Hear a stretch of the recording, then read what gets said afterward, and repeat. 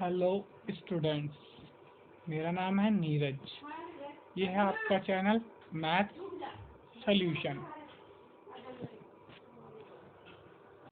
Hello students, इस video में पता ही होगा आपको, हम डिस्कस करने वाले क्वेश्चन नंबर 33 का पार्ट ये वाला, ठीक है, नीचे वाला। फर्स्ट वाला मैंने डिस्कस किया था लास्ट वीडियो में, और उसमें मेरी साउंड पता नहीं क्या हो गया, साउंड उसमें चली गई थी, साउंड मतलब आ नहीं रही थी।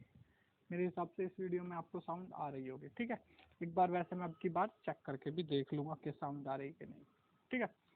तो स्टार्ट करते हैं क्वेश्चन नंबर ये वाला, ठीक है, 33 का सेकंड वाला पार्ट, ठीक है। तो इसकी ये जो इक्वेशन है इसको यहाँ पे लिख लेता हूँ सबसे पहले मैं, फिर इसको सोल्व करते हैं। Find the root of following equation, मतलब इसका जीरो फाइंड करने, यानी कि एक्स की वैल्यू फाइंड करनी है, ठीक है। तो जैसे करते थे हम, करा होगा आपने एक्सरसाइज, देख तो ध्यान नहीं है मुझे, पर हाँ इस टाइप के क्वेश्चन करे होंगे। तो सबसे पहले पेन हल्का सा छोटा, सॉल्यूशन क्वेश्चन 33 है शायद, 33 एक बार देख लूँ, 33 है, हाँ 33 है। तो इक्वेशन लिख लेता हूँ मैं यहाँ पे, 1/x+4 -1/x-7 is equal to 11/30, ठीक है। तो मेथड तो बहुत सारे हैं, पर जो मुझे लगता है डिनोमिनेटर एलिमिनेट करना का, वो इन तीनों का, ये जो तीनों हैं, इन तीनों का एलसीएम ले लो और उससे सबको मल्टीप्लाई करा दो, ये मेरा रहता है। तो डिनोमिनेटर क्या होगा इनका, मतलब इनका एलसीएम क्या होगा, इनका एलसीएम इन तीनों का मल्टीप्लाई होगा, यानी कि इन तीनों का मल्टीपल, यानी कि इसको मैं एक बार साइड में लिख के बता देता हूँ यहाँ पे, इन तीनों को आपस में मल्टीप्लाई कर दो, यानी कि x+4 multiplied by x-7 into 30, या इसको इस तरीके से लिख लो, x+4 x-7, इस तरीके से, ठीक है। तो इससे डिनोमिनेटर एलिमिनेट हो जाएंगे, तो इसको कर देते हैं इसी तरीके से। तो सबसे पहले 1 से ये मल्टीप्लाई होगा पूरा, जो इसका एलसीएम है, तो पूरा यही आ जाएगा, देख लो एक बार, कुछ नहीं है, यही एलसीएम पूरा एज इट इज आ जाएगा। तो इसको 1 से मल्टीप्लाई करके एज इट इज लिख देते हैं, यानी कि 30 into x+4 into x-7 sorry divided by x+4। यहाँ पे x+4 काट देंगे अभी थोड़ी देर में, ठीक है। उसके बाद आगे माइनस, सिर्फ 1 ही है, तो 1 से मल्टीप्लाई होके भी ये एज इट इज आ जाएगा,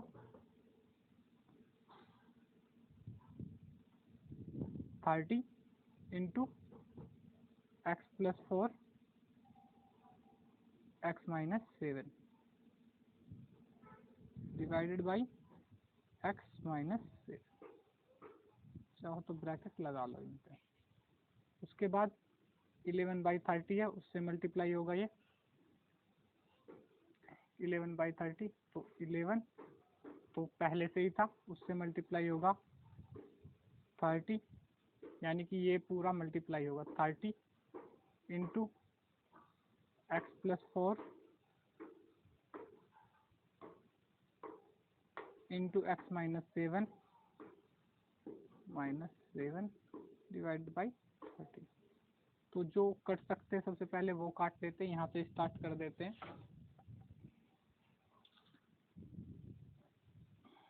तो इसमें सबसे पहले क्या कट रहा है, x+4 से x+4 यहाँ से कट जाएगा, ठीक है, डिनोमिनेटर एलिमिनेट होते चले जाएंगे, x-7 से ये x-7, ठीक है। सेम यहाँ पे 30 से 30 एलिमिनेट हो जाएगा। तो बढ़ते हैं अब आगे की तरफ, तो यहाँ पे बच जाएगा 30 इंटू x-7, इसको थोड़ा सही से लिख दूँ मैं, x-7, ठीक है, माइनस इधर से बच जाएगा, 1 मिनट, इधर से देखोगे तो बच जाएगा 30 इंटू एक्स प्लस 4, क्योंकि इससे तो ये कट गया है। 30 into x plus 4 is equal to 11/30 में से 30 कट गया, तो यहाँ पे बच जाएगा 11 into x plus 4 into x minus 7। अब इनको सोल्व कर लेते हैं। x को 30 से मल्टीप्लाई करेंगे तो 30x, 7 से मल्टीप्लाई करेंगे तो माइनस का 210, ठीक है, 321 यानी कि 3 7 21, माइनस 30 को 30x से 30 को माइनस 30 को x से करेंगे तो माइनस का 30x, सेम माइनस 30 को प्लस के 4 से करेंगे माइनस का 120। उसके बाद इज इक्वल टू, यहाँ पे 11 को x से इनको पहले कर लेते हैं, 11 को बाद में कर लेंगे, तो 11 यहीं छोड़ देते हैं। उसके बाद यहाँ पे x को x से करेंगे एक्स स्क्वायर, x को -7 से करेंगे -7x, फिर 4 को x से करेंगे, दोनों प्लस के तो प्लस का 4x, उसके बाद प्लस का 4x, देन 4 को 7 से करेंगे तो माइनस का 28, माइनस का 28, ठीक है। अब इधर से देखते हैं आगे क्या क्या कर सकता है। यहाँ पे देखो ये प्लस का ये माइनस का, तो 30x से 30x कट जाएगा। अब ये दोनों हैं, दोनों माइनस के, तो ये दोनों ऐड हो जाएंगे, ऐड होके क्या आ जाएगा माइनस का 330, जैसा कि दिखाई दे रहा होगा। इनको ऐड कर दोगे तो माइनस माइनस प्लस होते हैं, दोनों माइनस के तो साइन माइनस का ही रहेगा, और दोनों ऐड हो जाएंगे तो ये 330 आ जाएगा। -330 इज इक्वल टू 11 को एक्स स्क्वायर से कर देंगे तो 11x स्क्वायर, 11 को 7x से कर देंगे तो माइनस का 77x, क्योंकि वो भी माइनस का ही था। फिर उसके बाद 11 को 4x से कर देंगे प्लस के 4 से, तो 44x प्लस का ही, और उसके बाद लास्ट में 11 को 28 से करेंगे तो मुझे 308 शायद लग रहा है, 380 है, हाँ ठीक है, माइनस का 308 आ जाएगा, ठीक है। इसके बाद क्या करते हैं, अब ये जो माइनस का है इधर आके प्लस का हो जाएगा, ये माइनस का 330, 1 मिनट दिखा दूं, ये माइनस का जो 330 है ये इधर आके प्लस का हो जाएगा, तो इधर रह जाएगा 0 is equal to x square, 11x square minus 77x,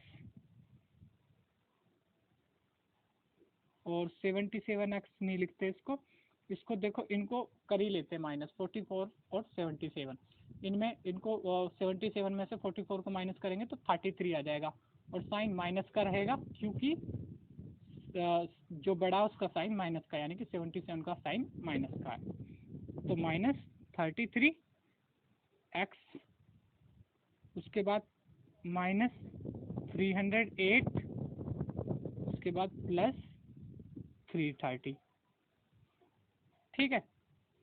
तो इसको अब आगे सोल्व करेंगे तो 0 is equal to 11x square minus 33x, और इनको सोल्व करेंगे तो क्या आ जाएगा, 330 में से 308 माइनस करेंगे क्योंकि 330 बड़ा है, ठीक है।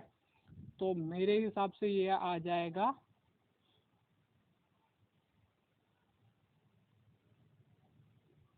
प्लस का आएगा 2 यानी कि 22।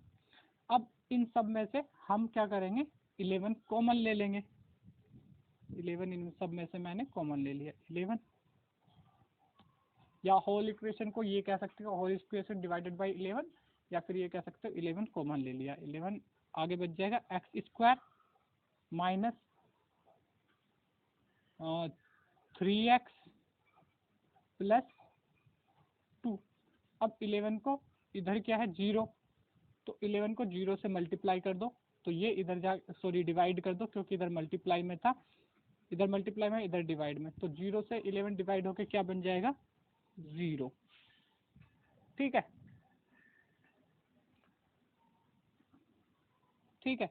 तो चाहो तो ये मान लो कि 11 से पूरी इक्वेशन को डिवाइड कर दिया, या फिर ये मान लो 11 0 हो गया, जिस भी तरीके से आपको समझ में आए।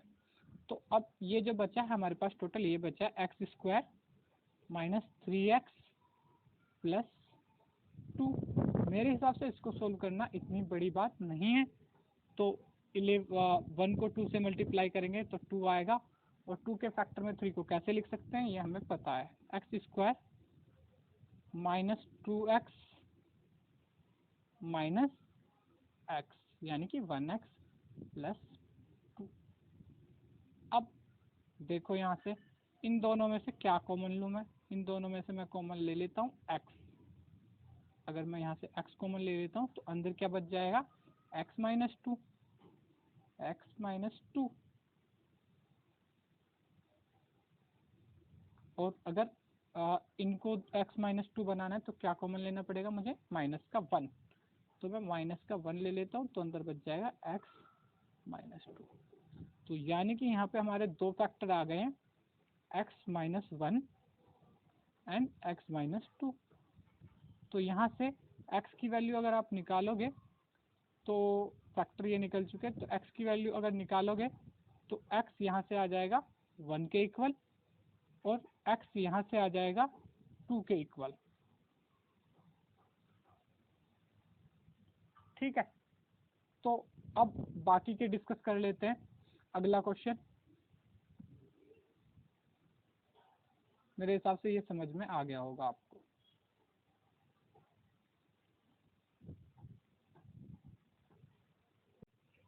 तो ये है क्वेश्चन नंबर 34। जैसा कि मैंने पहले भी जब मैंने डिस्कस करी थी एक्सरसाइज तब भी बताया था कि ये जो एक्सरसाइज है ट्रिग्नोमेट्री बहुत ही इंपॉर्टेंट रहती है अभी के लिए, फ्यूचर के लिए, हर चीज़ में। अगर आप साइंस वाइंस लेना चाह रहे हैं तो ये ट्रिग्नोमेट्री एक इम्पोर्टेंट फैक्टर रहता है हर चीज़ के लिए। ठीक है, तो ट्रिग्नोमेट्री अच्छे से आपको आनी चाहिए, बहुत ही इंपॉर्टेंट कंसेप्ट होते हैं इसके। ठीक है, तो यहाँ पे भी देखो 5 नंबर का क्वेश्चन शुरू में ही सबसे देखने को मिल रहा है।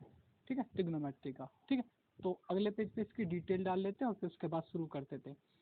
Statue which is x metre tall. तो लिख लेते हैं हाइट ऑफ स्टैचू, एक मिनट। Height of statue is equal to 40 metre दिया है क्या, एक्स मीटर, एक्स, हाँ एक्स। ठीक है, is x metre tall, stand top of 100 metre pedestal. तो height of pedestal is equal to 100 metre. ठीक है, उसके बाद क्या है,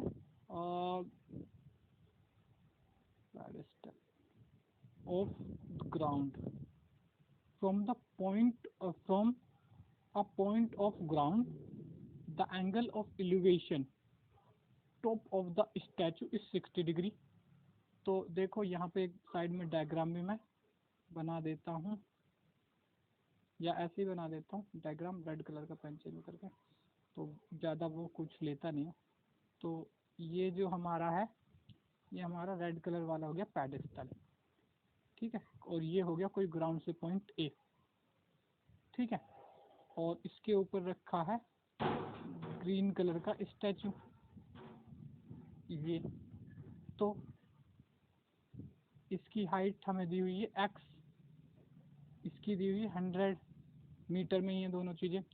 तो अब क्या कह रहा है कि यहाँ पे से इसके टॉप से जो एंगल ऑफ एलिवेशन बन रहा है ग्राउंड पे किसी पॉइंट से, वह 60 डिग्री, वो है 60 डिग्री ये चीज़। ठीक है, टॉप से।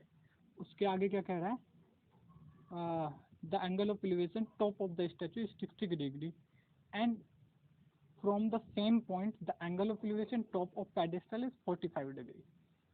तो टॉप ऑफ पेडेस्टल यानी कि ये टॉप ऑफ पेडेस्टल है, यहाँ से जो एंगल बन रहा है एंगल ऑफ एलिवेशन वो है 45 डिग्री।